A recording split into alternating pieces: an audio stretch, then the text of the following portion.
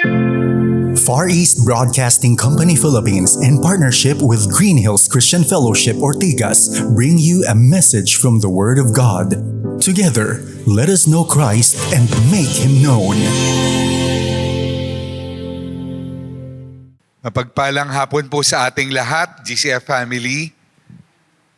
Salamat po sa buhay ng bawat isa sa atin sa hapon na ito. Maaari po ba nating sabihin sa katabi natin, salamat sa buhay mo. Ayan, salamat sa Diyos na tayo ngayon, bagamat maulan, ay nagkakatipon ngayon upang siya'y ating sambahin, dakilain at bigyan ng parangal sa kalagitnaan ng ating pananambahan sa hapon na ito. Tunay nga po na napakabuti ng Diyos. Hayaan niyong basahin ko sa inyo ang nasasaad sa Exodo 15:11. Ikaw, Yahweh, sino sa mga Diyos ang iyong kagaya? Sa kabanalay dakila at kamangha-mangha, sa mga himalay di mapantayan. Sa kababalaghan ay di matularan. Purihin ang Diyos, tayo po'y manalangin. Opo, Ama, tunay na kami nga po ay namamangha sa inyong katapatan, sa inyong kabutihan sa aming mga buhay. Wala ka nga pong kagaya, Panginoon, at salamat dahil iisa lamang ang Diyos. At ikaw nga po yun, Panginoon, na aming sinasamba. Salamat na kami tinipon mo sa hapong ito upang ipaabot namin sa inyo ang aming pagpaparangal sa inyong banal na pangalan. Tanggapin niyo nawa, O Diyos, ang aming pagsamba. Pinupuri ka namin, pinapasalamatan ka namin. Sa pangalan ni Jesus, Amen at Amen. Purihin po ang Panginoon.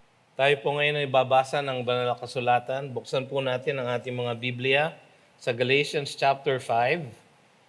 Babasahin natin ang verses 13 to 15. Galatians 5:13 to 15.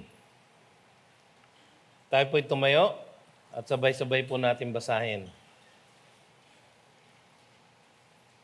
For you were called to freedom, brothers. Only do not use your freedom as an opportunity for the flesh, but through love serve one another. For the whole law is fulfilled in one word, you shall love your neighbor as yourself. But if you bite and devour one another, watch out that you are not consumed by one another. Tayo po'y saglit na manalangin. Panginoon, kayo po mangusap sa aming puso't isipan, magbigay linaw, at magbigay ng kalakasan na sundin ang mga aral na aming matututunan ngayong hapong ito. Ito ang aming samot dalangin sa pangalan ni Jesus. Amen. Maaari na po kayo maupo. Yung pong pag-awit kanina ng mga bata na nakita nyo, kanina pong umaga yun ni record, no? Dahil po Grandparents Day po ngayon, no? So mamaya po, pagkatapos ng ating pag-aaral, ay magkakaroon tayo ng konting pagbibigay dangal sa ating mga lolo't lola, no? Hindi pa po ako kabilang doon, no? So, Happy Grandparents Day po sa mga lolo't lolo. Nagpapatuloy po tayo sa ating serye ng mga mensahe sa Galatians na pinamagatan nating No Other Gospel, Stand Firm in Your Freedom. Makikita natin na ang tema ng aklat na ito ay ang paglaya na ibinigay ng Diyos sa bawat mananampalataya. Pinalaya upang magmahal at maglingkod sa kapwa. So alam na natin na ang pakay ng ating Panginoon ay palayain ang mga makasalanan mula sa tanikala ng batas, ng kaligtasan na ayon sa pagsunod sa batas. Yun po ang tanikala, yun po ang kulungan na kung saan tayo'y pinapalaya ng ating Panginoon. Ginawa niya yon ng may dahilan. At ang dahilan po ang pag-aaralan natin ngayong hapong ito. Ang tema ng sulat ni Pablo sa mga Galatians ay kalayaan na ipinagkaloob ni Kristo Jesus sa kanila mula sa pagkaalipin sa pagsunod sa batas bilang paraan ng kaligtasan. Sa Galatians chapter 5 verse 1, ang wika doon ay, "For freedom, Christ set us free." Tayo'y pinalaya para sa kalayaan. Ganun ang po ang literal translation nun. "Stand firm therefore and do not submit again to a yoke of slavery." Nakita natin sa mga nakaraang mga aral natin dito sa Galatians na ang yoke of slavery na ito ay yung kautusan. Hindi po masama ang kautusan na ipinagkaloob ng Diyos sa pamamagitan ni Moises. Meron pong mga ilang aspeto ang kautusan na kailangan natin talimahin. Una sa lahat, yung moral law. Yun po ay reflection ng kabanalan ng ating Diyos. Ayan po yung Ten Commandments. No? At nasa-summarize po yan sa the two greatest commandments. You will love the Lord your God with all your heart, mind, soul, and strength, and you will love your neighbors as yourself. No? So yan po ang moral law. Yan po ay hindi inaalis. Tayo po ay pinalaya upang sumunod ng mabuti doon sa Ten Commandments, doon sa pinakadakilang mga kautusan. Pero may mga kautusan, katulad ng ating napag-aralan dati, halimbawa, yung mga kautusan na ceremonial law. Yung mga seremonya ng mga Hudyo. No?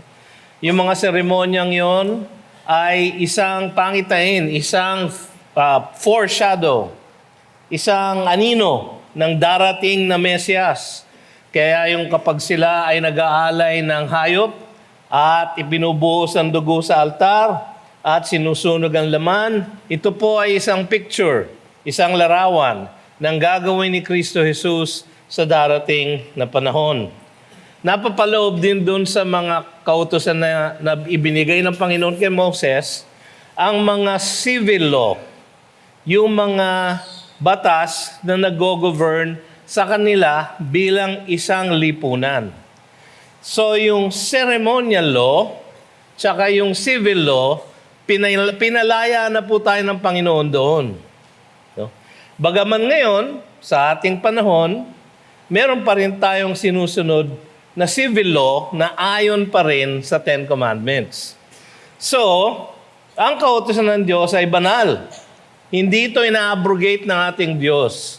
Ngunit yung paghanap ng kaligtasan sa pamamagitan ng pagsunod sa kautusan o paggawa ng mabubuting gawa, yan po ang yoke of slavery kung saan tayo ay pinalaya na ng ating Diyos. Nagpakita si Pablo ng pagtataka sa kanilang mabilis na pagbaling mula sa tamang ebanghelyo at pagbalik sa kaligtasan sa pamamagitan ng gawa. Nabasa natin yun sa chapter 3 verses 1 to 3. Ang sabi ni Pablo, "O foolish Galatians, who has bewitched you?" Sino ba ang gumayuma sa inyo? It was before your eyes that Jesus Christ was publicly portrayed as crucified. Let me ask you only this, did you receive the Spirit by works of the law? Siyempre, hindi. Or by hearing with faith? Siyempre, yes. No? Or, are you so foolish, sabi niya, having begun by the Spirit, are you now being perfected by the flesh? Yung flesh po dito, yung gawa ng physical na katawan. Kasi mamaya po may encounter natin yung salitang flesh na iba naman ang ibig sabihin. Pero nagpakita siya ng pagtataka, bakit kaya napakabilis nilang nagayuma doon sa pagtuturo ng mga Judaizer na, oo, sige, okay kayong maniwala kay Kristo Jesus, pero kailangan sumunod pa rin kayo sa mga kautusan ni Moises. Yung mga ceremonial, kapareho ng circumcision, at yung iba pang mga kautusan. Sa makatuwid, sabi niya, ang sabi ng mga Judaizer, okay maging Kristiyano, pero kailangan maging Hudyo muna kayo. Yun po ang kasinungalingan na linalabanan ni Pablo sa sulat na ito. Paulit-ulit niya na ipinaalala sa kanila na walang maliligtas sa pamamagitan ng gawa, kundi sa pamamagitan lamang ng pananampalataya kay Jesus lamang. Yung po sinabi niya sa Galatians chapter 3, verses 10 to 11. For all who rely on works of the law are under a curse. For it is written, Cursed be everyone who does not abide by all things written in the book of the law and do them. So kung kayo ay susunod sa kautusan, kailangan sundin ninyo lahat.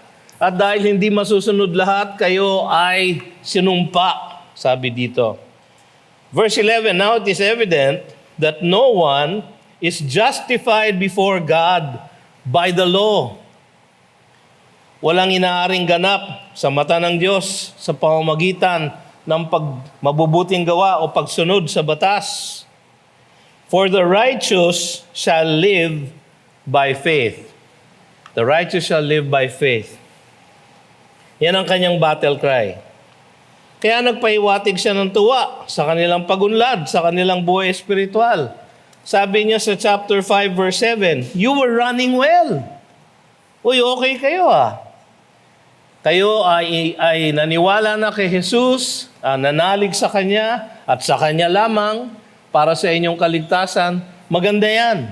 At umuunlad sila sa kanilang paglago ng kanilang buhay espiritual. Maganda yan. You were running well. Who hindered you from obeying the truth?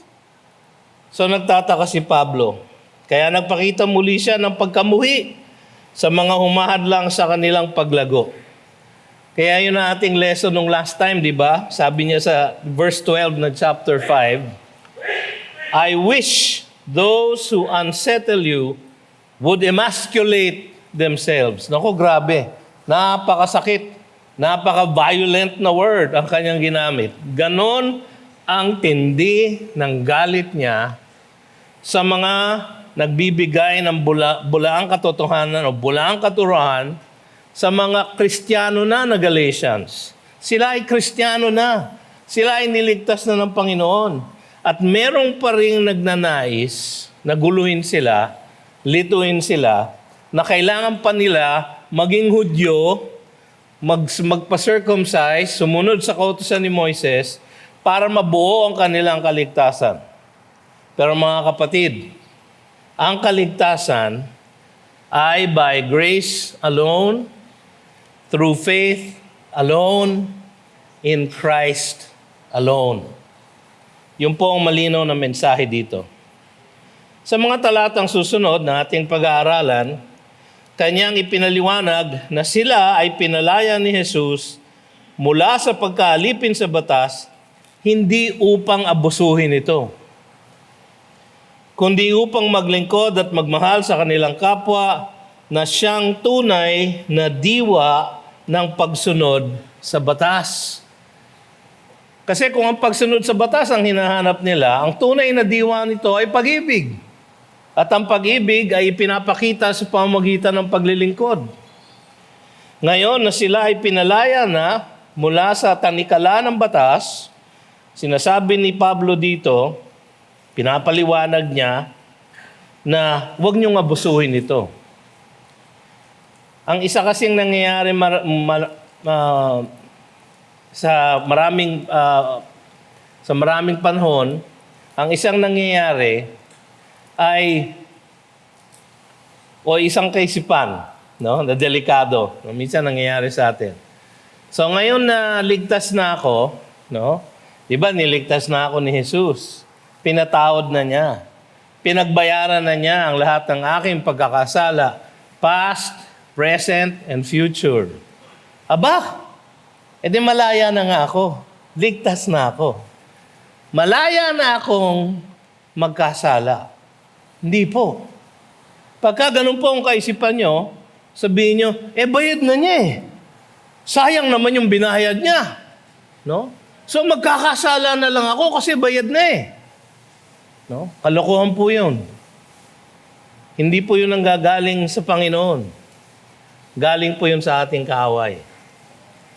Na-anticipate na ni Pablo yun sa Romans 5. Kasi sabi niya sa Romans 5:20, "For where sin abounds, there grace abounds more." So ano sasabihin nyo? I will sin more so that grace may abound. Aba kung ganon, edi magkakasala na lang ako ng mas marami pa para mas maging matingkad ang grasya ng Diyos sa akin. Sabi ni Pablo sa chapter 6 verse 1 ng Romans, God forbid. God forbid. May it never be, sabi niya. Yun po ay pag-aabuso ng grasya ng Diyos. Hindi dahil pinatawad na kayo, ay libre na kayo na magkasala muli. Sapagkat, isipin nyo ito, tayo po ay pinalaya ng Panginoon at niligtas mula sa kasalanan at sa kapahamakan. From sin and death. So kung tayo ay kanyang niligtas from sin and death, bakit tayo babalik sa sin na nagdadala ng death? Hindi po logical, no? Tayo po ay kanyang iniligtas upang tunay na makasunod sa kanyang kalooban para sa atin. Dati po, tayo ay walang kakayahan na sumunod dahil tayo ay patay sa ating mga kasalanan. And you were dead in your trespasses and sins in which you once were. In which you once were following the prince of the air, following the sons of disobedience. Sabi ng Ephesians 2:1-3. But because of God's great mercy and His great love, He made you alive in Christ. Tayo ay kanyang ginising mula sa ating pagkakamatay. We were not, ang sabi ng iba, di naman tayo siguro ganun ka walang response sa kasalanan. Kasi meron namang konting kabutihan sa tao, di ba? Kaya nga meron nag-iisip na man is basically good. Siguro babaguhin ko yun, i-revise ko ng konti yung sabihin ko, man was originally good, but fundamentally evil today. Kahit po yung ating mabubuting gawa, ang sabi ni Isaiah, ay parang maruruming trapo sa mata ng ating Diyos. Sapagkat kahit magawa yung maganda yung outward natin ginagawa, yung inward na motivation natin na hindi laging tama. Kaya yun ang pinaliwanag ng ating Panginoon nung siya ay nandito at nagbigay siya ng Sermon on the Mount. Ang sabi niya, ay problema ay nasa puso, hindi dun sa paggawa. Kaya pati yung mga bagay na mabuti sa tingin ng tao, mabuti sa ating kaisipan, kung ito ay may bahid ng pagiging makasarili at hindi pagtiwala sa Diyos, everything that is not from faith is sin. Romans 14:23. So kahit yun, ay madumi sa mata ng ating Diyos. Ganun po tayo dati. Pinalaya tayo ng Diyos upang bigyan ng isang bagong puso. Sabi niya sa Ezekiel, to replace your heart of stone with a heart of flesh. Sabi niya sa Jeremiah, isusulat ko ang aking mga kautusan sa inyong puso upang hindi niyo na kailangan aralin at natural na ninyong susundin. Yan po ang pangako ng New Covenant. At tayo po na umasa na kay Kristo Jesus para sa ating kaligtasan ay nasa ilalim ng New Covenant na yan. So mga kapatid, pinalaya na tayo ng Diyos. Tingnan po natin yung unang sinasabi sa verse 13. Ang pagtawag sa kanila ay nagpalaya sa kanila mula sa kasalanan at kapahamakan. First part ng verse 13, for you were called to freedom, brothers. You were called to freedom, brothers. Ang pagtawag na ito, yung call na ito, ay espiritual na pagkilos ng diwang banal sa puso ng mga hinirang ng Diyos patungong kaligtasan. Ang tawag ng mga theologian dito, this is the effectual call. No? Effectual call. Na-effect niya yung resulta na gusto ng Diyos. Tinawag tayo ng Diyos upang maligtas at tayo'y maliligtas. Dahil effective yung call na ito. Ito po yung call na internal call. Pagtawag niya sa ating puso. Pagkilos ng diwang banal sa ating puso. Upang ang ating pinaka gustong gawin ay sundin ang kalooban ng Diyos. Yun po ang effectual call. Hindi po natin kayang gawin yun ng sarili natin. Yun po ay nagmumula sa Diyos. Wala yung pagkakaiba sa sinabi ni Jesus kay Nicodemus that unless you are born again, you shall not enter the kingdom of heaven. Yung pagiging born again po, hindi natin kayang gawin ng ating sarili. Yun po ay ginagawa sa atin ng ating Diyos. Itong pagtawag na ito ay kapareho nun. For you were called, sabi niya. Tapos ang wika niya, brothers. Ang ibig sabihin ng brothers, mga kapatid niya sa pananampalataya, na sila ay nananampalataya na rin kay Kristo Jesus. Dahil dun sa very effective na pagtawag ng Diyos na yon, kumilos sa puso nila, sila ay ibinuhay na maguli at sila ay nagkaroon ng pananampalataya kay Kristo Jesus. For you were called, brothers, sabi ni Pablo. Sa Galatians 1:6, yun po ang sinasabi niya, I am astonished that you are so quickly deserting Him who called you in the grace of Christ. Kayo ay tinawag sa grasya ng Diyos.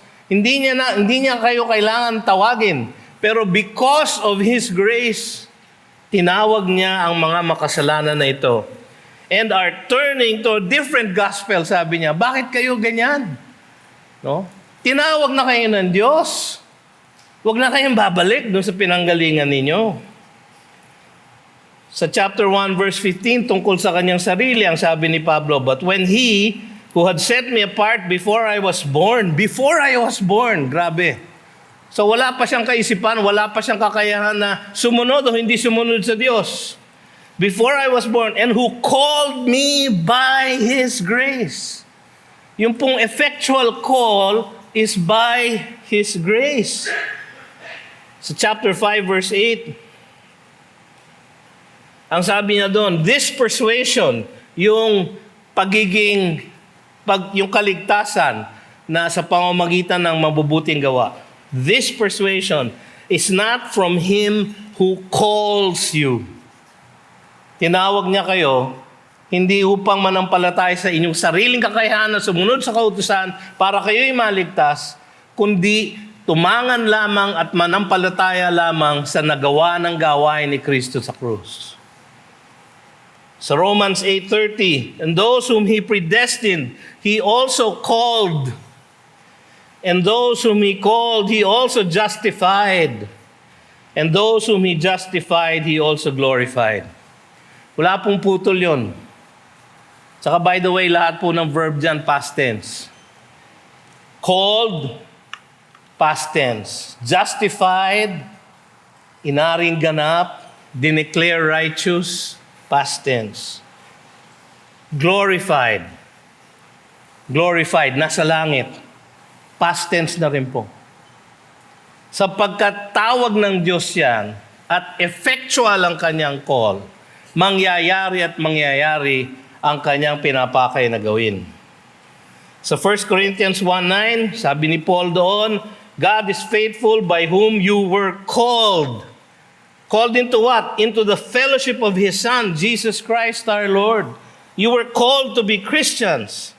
Sa Ephesians chapter 4 verse 1, sabi niya, I therefore a prisoner for the Lord urge you to walk or to live or mamuhay in a manner worthy of the calling to which you have been called. kayo ay tinawag upang maging Kristiyano.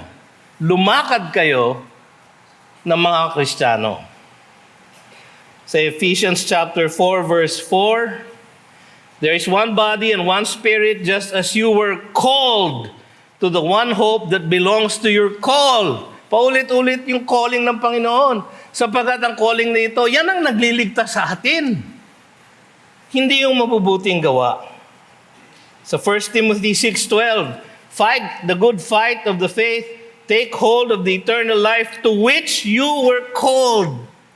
Kaya sila tinawag na brothers, kaya sila mananampalataya sapagkat ligtas na sila. Sila ay patungo na ng langit. You were called. Take hold of the eternal life to which you were called. Sa 2 Timothy 1:9, sabi doon, who saved us and called us to a holy calling, isang banal na pagtawag. Ang bawat isa sa atin, mga kapatid, ay tinawag na mamuhay ng isang banal na buhay. Tinawag upang gumawa ng isang banal na ministeryo. Hindi lamang po kaming mga pastor ang tinawag. Lahat po kayo na naligtas na dahil kay Kristo Jesus ay tinawag niya sa ganitong kaparaanan. Pangalawang kalayaan na ito, tayo ay kanyang tinawag upang maging malaya. You were called to freedom, sabi niya. Ang kalayaan na ito ay mula sa tanikala ng batas bilang daan ng kaligtasan. No? Malinaw na malinaw yun sa chapter 5 verse 1. For freedom he has set us free. Do not submit again to a yoke of slavery.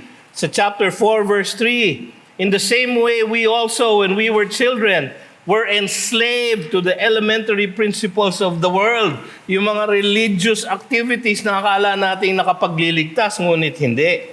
Sa chapter 4 verse 9,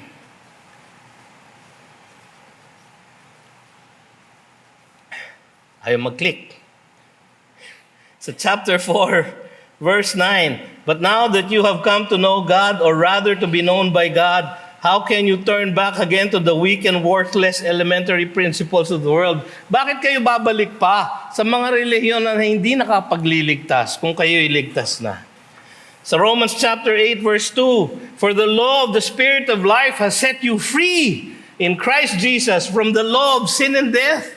Kayo pinalaya na mula sa kasalanan at sa kapahamakan na dala na ito. Sa 2 Corinthians 3:17, now the Lord is the Spirit, and where the Spirit of the Lord is, there is freedom. Alam niyo ba na ang lahat ng nananampalataya na kay Jesus ay pinananahanan na ng diwang banal. Kung kayo'y naririto ngayon, no? At kayo'y nananalig na sa ating Panginoong Jesus, ang kanyang Holy Spirit, ang kanyang diwang banal, ay nasa inyong mga puso. Kasama ninyo. Kaakbahin ninyo sa bawat oras, sa bawat araw.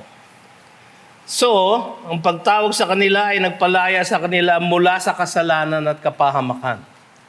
So, hindi na sila dapat bumalik doon. Pangalawa, ang kalayaan ay hindi dapat gamitin upang bigyan daan ng pita ng laman, kundi paglingkuran ng kapwa na may pag-ibig. Only do not use your freedom as an opportunity for the flesh, but through love serve one another. Ang kalayaan mula sa kasalanan ay hindi dapat abusuhin ang grasya ng Diyos upang malulung muli sa kasalanan. Huwag natin gawing opportunity, yung pong salitang opportunity sa original language, ang ibig po sabihin, base, parang home base ng isang military force, kung saan sila ay naglulunsad ng atake. No? So it's a launch pad. No?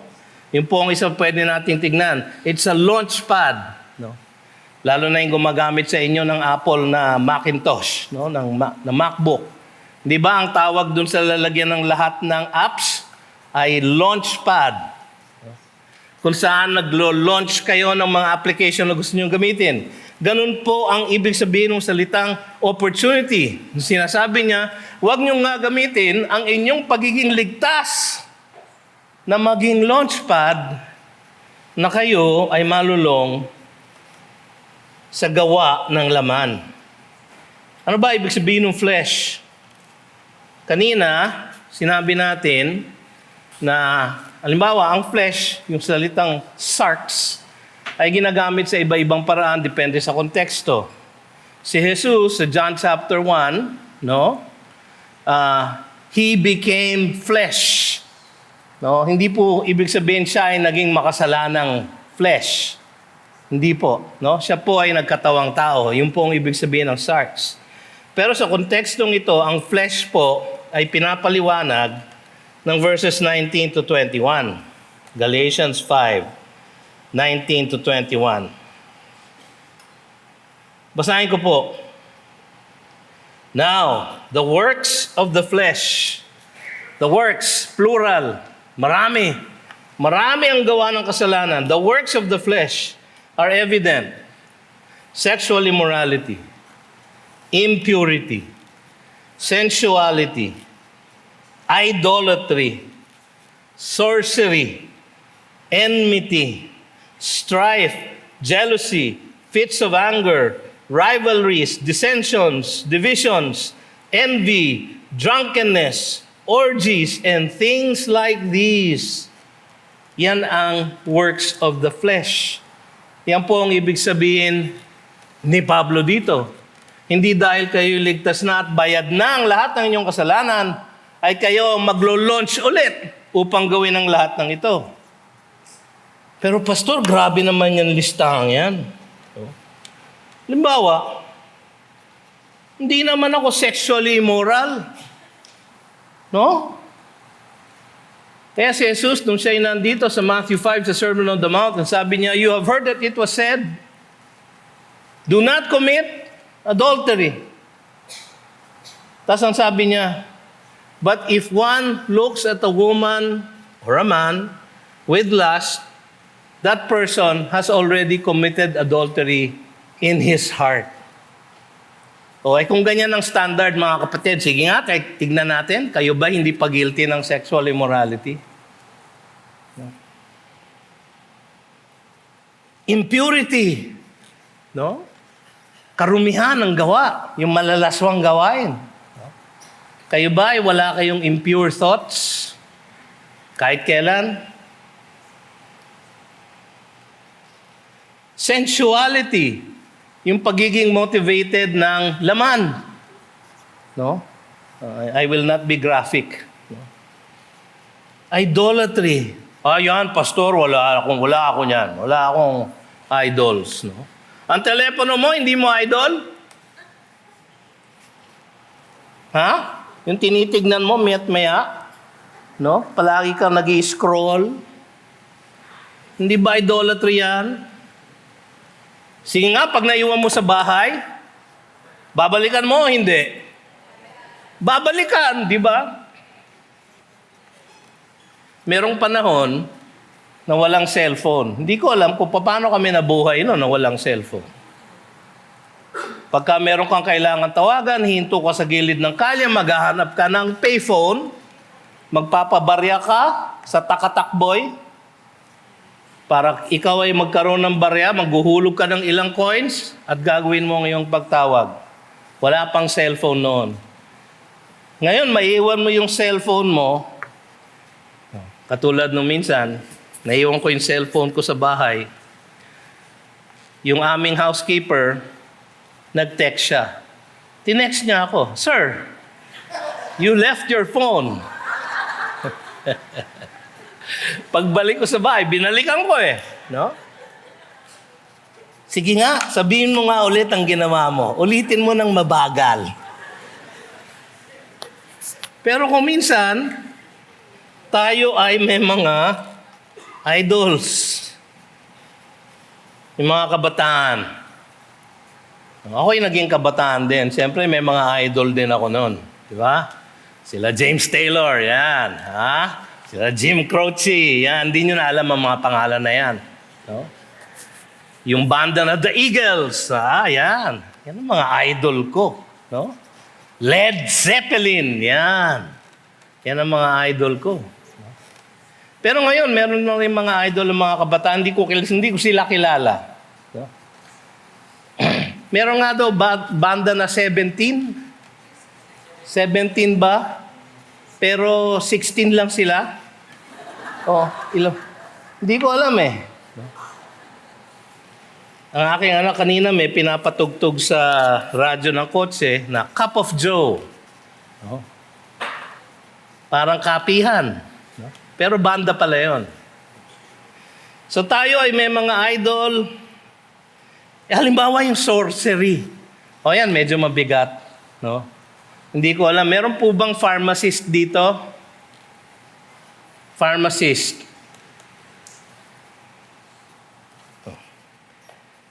Kasi yung root word nitong sorcery, apothecary.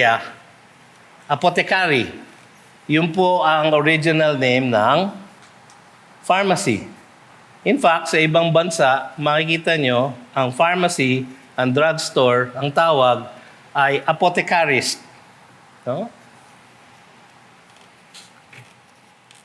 Kung kayo po ay nagda-drugs, siguro naman wala, no? Kung kayo'y nalulong sa drugs nung araw na lang, no? Para pare-pareho na lang tayo. Di ba? Okay. Nung araw, pag ikay nalulong sa drugs, no? Nung high school kami, napaka-cheap. Wala kaming pera eh, no? So, pupunta kami sa tapat ng PGH, kukuha kami ng reseta na nabibili, no? Yung reseta nabibili mo ng 5 piso lang. Pero malaking pera yun nung araw, no? Yung reseta para sa Peracon tsaka sa Corex. No? Peracon at Corex. Paghahaluin mo yon. Yung isa doon, merong codeine. Narcotic po yon. Kailangan mo ng reseta para mabili yon, paghahaluin mo ngayon at lalaklakin mo. Kaya ang tawag sa amin noon, laklakero. No? Ginagawa namin yun ng lunchtime. No? Pupunta kami ng PGH, bibili kami ng Corex at Peracon, paghahaluin namin, isi-shake, tapos iinumin. Pagkatapos ng lunchtime, ang klase namin Spanish. Ang galing ko po mga stila. Pagka kargado po ako ng sorcery po yun, mga kapatid. Sorcery. Kung minsan tayo nagiging addicted sa painkillers ngayon, lalo na tayo tumatanda, di ba? Madaling maging addicted sa mga plain over-the-counter na painkillers. Sorcery po yun. Enmity, pag-aaway, strife, jealousy. Meron ba dito na hindi nagsiselos? Patay. Wala, no? Fits of anger. Hindi ba kayo nagagalit sa mga motorsiklo na parang harang ang mga kaluluwa? No? Sa pagmamaneho sa kalye? Enmity, strife. Parang church natin to Ha? Fits of anger, rivalries, dissensions, divisions. Ganyan ang mga Baptist No? Yan ang reputasyon natin mga Baptist. Alam nyo ba na Baptist church po ito? Mabuti na lang po tayo po ay pinalaya na ng Panginoon dito sa mga pag-aaway-aaway natin dito. Pero lahat po yan ginagawa po natin, yan ang gawa ng flesh. Tayo po ay pinalaya na sa kaligtasan at niligtas na tayo ng Panginoon, hindi upang bumalik sa ganitong klaseng pamumuhay. Ang paglilingkod, ang ating dapat gawin. Sabi dito, but through love, serve one another. Ang paglilingkod ay nakatuon dapat sa ikabubuti ng kapwa na konkretong pagpapahiwatig ng makadiyos na pag-ibig. Serve one another. Love your neighbor. Ang sabi dito sa text natin. Sa Romans 13:8-10, ang sabi ni Pablo doon, owe no one anything except to love each other, For the one who loves another has fulfilled the law. For the commandments, you shall not commit adultery, you should not murder, you shall not steal, you shall not covet, and any other commandment are summed up in this word: you shall love your neighbor as yourself. Love does no wrong to a neighbor, therefore love is the fulfilling of the law. Tayo po ay dapat nagmamahalan bilang mga magkakapatid sa pananampalataya. Pero kung minsan, tayo rin. Kung minsan, ang nag-aaway-away. No? Kung minsan, under the guise na yung pagmamalasakit sa iba, "Oy, pastor, alam mo ba si ganyan? Alam mo ba kung ano ginagawa?" Pag-pray naman natin, pastor, "Naks!" Pag-pray natin, pastor, kasi si ganyan, alam mo kung ano ginagawa. Ginagawa niya ito, ginagawa niya yan, ginagawa niya ito. Pag may lumapit po sa akin ganyan, wag niyong tatangkayin pong lumapit sa akin na may ganyang dala. Sapagkat ang sasabihin ko sa inyo, yan ba sinabi mo na sa kanya? 9 times out of 10, hindi po, pastor. O hindi mo pala sinasabi sa kanya, bakit mo sinasabi sa akin? Kailangan po kayong magdisiplina. Bakit ako? No? Ikaw ang nakakaalam ng pagkakasala, hindi ako. Ako, hearsay lang. Secondary information. Ikaw, primary. Ikaw ang eyewitness. Pero ayaw. Bakit? Nakakahiya, pastor. Bakit? Ba't ka nahihiya? Hindi ko magawa, pastor. Bakit? Kasi ganyan din po ako Patay. Kaya sabi sa Galatians chapter 6 verse 1, mapapag-aralan po natin dito yon. Ang sabi, brothers, if anyone is caught in any transgression, you who are spiritual, filled with the Holy Spirit, should restore him in a spirit of gentleness. Para siya ay manumbalik. Hindi para mapahiya, hindi para parusahan. Keep watch on yourself lest you too be tempted. Baka mamaya, kaya hindi ninyo ma-review kung inyong kasama sa pananampalataya ay dahil kayo mismo ay ganun din. Pastor, alam nyo, si ganyan, napaka-chismosa. No? Sabihin ko sa iyo, ikaw din. Yung ginagawa mo ngayon, chismis yan. No? Magsisi ka. Mga kapatid, hindi natin dapat gamitin ang ating kalayaan upang siraan ang isa't isa o hindi sumunod sa batas ng Diyos o pag-abuso sa kanyang grasya. Ang sabi niya sa John 13:34-35, "A new commandment I give to you, that you love one another." Hindi po bago yon, sapagkat binigay na niya yon sa Deuteronomy pa Ang bago ay ganito, "Just as I have loved you, you also are to love one another." Yun ang bago. Bakit? Kasi nagpunta na ang Diyos sa lupa at ipinakita niya kung paano ba dapat magmahal. At kanyang ipinakita nang siya ibinayubay sa krus. Ito ang pagmamahal sa kapwa. Habang siya pinapako, kanyang isinigaw, "Father, forgive them, for they know not what they do." Ganyang klaseng pagmamahal, mga kapatid.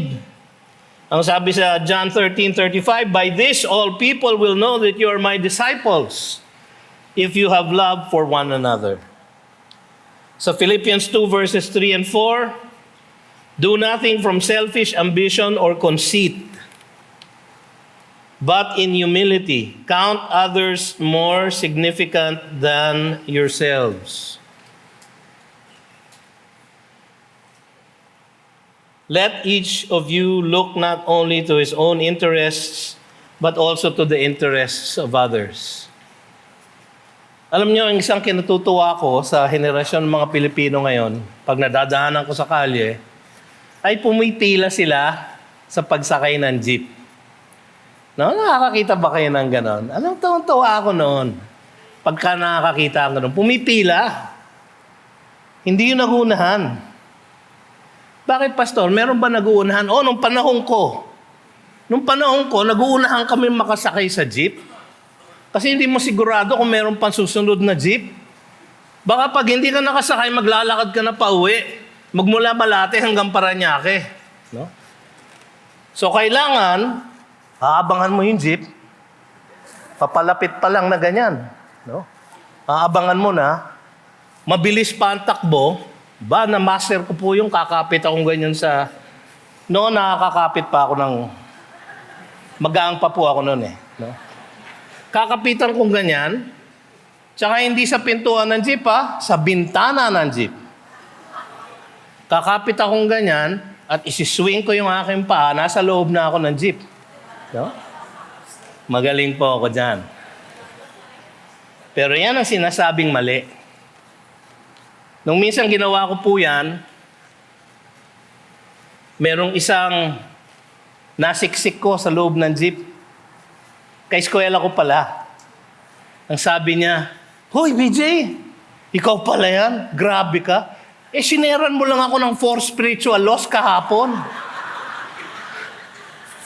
Tapos ganyan ka." Hiyang-hiya po ako. Hiyang-hiya. Mabuti po naging Christian yun. No? Nagsalita ako sa GCF Northwest. Nakita ko siya ron. Sabi ko, "Hoy, naging Christian ka despite me." No? Mga kapatid, kung minsan ganun tayo magugali. No? Ako muna. Kahit mga kapwa Kristiyano. Huli sa lahat, ang kalayaan ay hindi dapat maging dahilan ng pagkakawatak-watak ng kapatiran. Sabi sa verse 15, "But if you bite and devour one another, watch out that you are not consumed by one another." Ang kaligtasan sa pamamagitan ng pagsunod sa kautusan, yung pong salvation by works o mabubuting gawa, ay madalas nagiging sanhi ng pagkakaroon ng mataas na pagtingin sa sarili.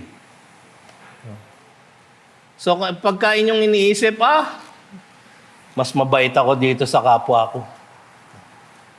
Lalaki ulo nyo eh. Wala nang iba pang pinaka-humbling na katotohanan, yung katotohanan na tayo ay walang magagawa para sa ating kaligtasan. Wala pong mas nakaka-humble dun sa katotohanan na iyon. Sabi nga niya sa Galatians 5:26, "Let us not become conceited, provoking one another, envying one another." Bakit nga kaya sinulat yon? Siguro nababalitaan niya na nagyayabangan na. No? Kung ako nagpa-circumcise na, ikaw. No? Ako sumusunod na ako sa Sabbath rules. No? Nagsasabat na kami every Friday night. Ikaw. Siguro meron ng ganong diwa doon sa church at Galatia. At dahil doon, nagkakaroon na sila ng pag-aaway-away. They bite and devour one another. Grabe, no? Tayo, ginagawa natin to, madalas, ay ginagawa natin to sa social media, no? Yung meron kayong pariringgan sa social media. So, lahat naman tayo may social media. Makikita nyo kung minsan nag-aaway doon, mga Kristiyano rin. Alam nyo, naging guilty na ako dyan. Noon, meron akong inaaway na kapwa ko, pastor. Sabi ko, "Hoy, mali ang sinasabi mo." Kasi sinabi niya sa Facebook. Sinagot ko siya sa Facebook din. Mali. No? Mali talaga. Bagaman tama yung katotohanan ko, mali ang aking kaparanan ng pagtutuwid sa kanya. Alam nyo, lumaki yung away na yun. No? At namagitan pa ang ating pastor. Nakakahiya po. Huwag nyo na hong hanapin sa Facebook. Kaya ngayon pinatay ko na ang aking Facebook para hindi na po ako matukso. No? Sabi sa Philippians chapter 2 verse 3, "Do nothing from selfish ambition or conceit. Kasi diyan po nag-uumpisa ang mga pag-aaway. Ang ganitong makasariling ugali, ang sanhi ng pag-aaway-away sa isang kapatiran. Kahit po mga Kristiyano, lalo na kung kayo'y Baptist. Ewan ko kung bakit palaaway tayong mga Baptist, no? Dahil sabi nga nila, yun daw mga church na strong sa doktrina, no? Matibay sa doktrina, yan ang matitigas. Sa pag-aaway nila, matitigas din sila. Ang isang strategy ng church growth ng ibang Baptist church ay maghati ng simbahan. Hindi dahil sila ay sinasadya nila yon para sila'y lumago, kundi dahil sila'y nag-away. Marami na po ako nakitang simbahan. Yung iba pinagpastoran ko. Na nahati dahil lang sa maliliit na bagay. Merong isa nag-away-away dahil lang sa putsero. Putsero. Mga kapatid, putsero. May garbanzos ba ang putsero o wala? Nag-aaway po. Grabe. Church namin yan eh. Kaya alam ko. Minsan naman nag-aaway-aaway dahil sa bathing suit. Mag-outing ang church. So nag-meeting ang mga elder. Aba, nag-meeting pa. Ano daw ang susuotin ng mga kababaihan? One piece o two piece? Ang sabi ng aking father-in-law, kung may karapatan siya, mag two piece. E di mag two piece siya. Pero ang sinasabi niya, kalukot ang ginagawa natin, nagtatalo-talo tayo sa walang katuturang bagay. At madalas mangyari yan, lalo na sa mga simbahan na nagsasabing sila ay matala sa doktrina. Kaya kailangan natin mag-ingat, mga kapatid. Dahil tayo, importante sa ating church ang tamang doktrina, pero kung minsan, yan ang gagamitin ng kaaway para tayo ay mag-away-away. Sabi sa James chapter 4, verses 1 to 3, what causes quarrels and what causes fights among you? Question. Sagot, is it not this, that your passions are at war within you?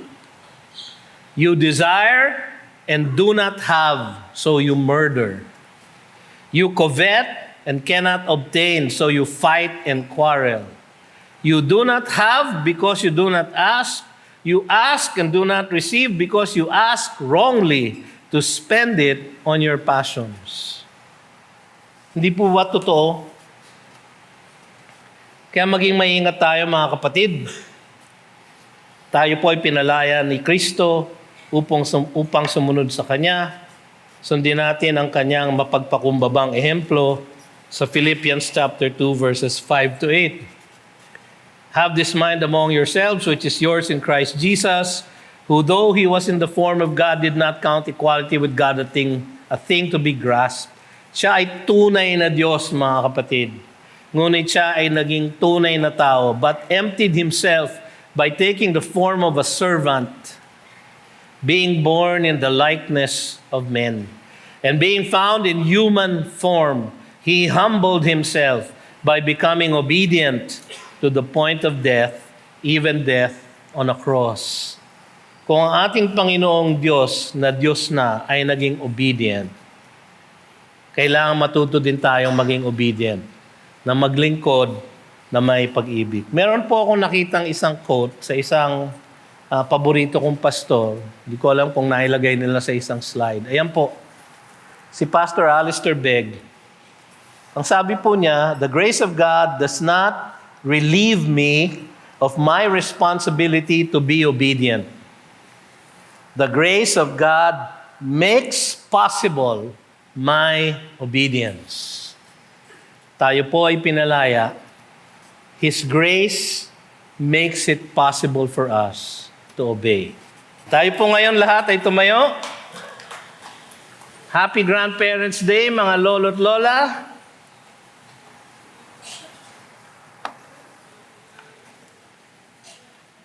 Tayo po ay manalangin. O Diyos na makapangyarihan sa lahat, sa aming paghiwa-hiwalay sa hapong ito, nawa manatili sa aming mga puso't isipan ang mga aral na aming natutunan mula sa inyong salita ngayong hapong ito. Kayo pong magbigay ng kalakasan sa aming mga diwa upang aming masunod ito sa aming buhay. Tulungan niyo kami, Panginoon, na maglingkod sa isa't isa ng mayroong pagmamahal sa isa't isa. Pag-ibig na nagmumula sa inyo, na inyong ibinuhos sa aming mga puso sa pamamagitan ng inyong diwang banal. At ngayon, tanggapin ninyo ang basbas at pagpapala ng ating Diyos, Ama na makapangyarihan sa lahat, ang pag-ibig ni Kristo Jesus at ang paggabay ng diwang banal. Magmula ngayon at magpasawalang hanggan. At ang lahat ay nagsabi ng Amen. Magandang hapon po. You've just heard a message from the Word with Green Hills Christian Fellowship Ortigas in partnership with Far East Broadcasting Company Philippines. We hope you can join us next week. God bless you.